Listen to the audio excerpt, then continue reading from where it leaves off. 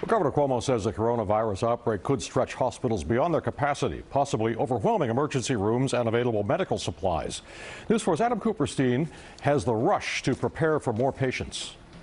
Hospitals like Staten Island University have been gearing up for this surge for weeks, but there's a limit of what they can do, and that's why they need all of us to follow social distancing guidelines and why they're so happy to get help now from the state and the city.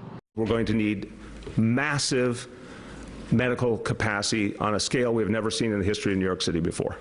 With hospitals facing a surge of coronavirus patients too large to handle, Mayor de Blasio taking action, ordering 1,200 new hospital beds spread between Kohler Hospital on Roosevelt Island, 2 hospitals in the Bronx, and an unoccupied nursing home in Brooklyn.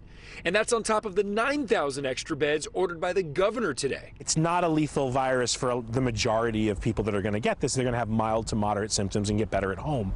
But there is this subset of people that are at risk that we need to protect. And if they all got sick in the next week, for example, that would be a big problem for us. Hospitals all over the tri-state are working to add space and staff as they prepare for an influx of patients, with the biggest challenge critical care facilities.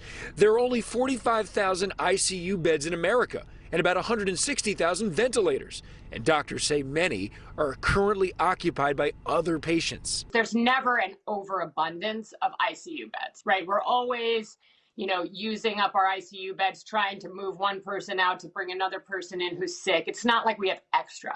So this is a burden. And so one of the ways, many hospitals are trying to handle this is by canceling all elective procedures.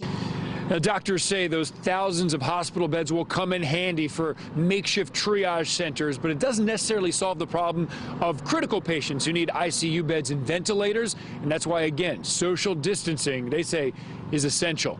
On Staten Island, Adam Kuperstein, News 4 New York.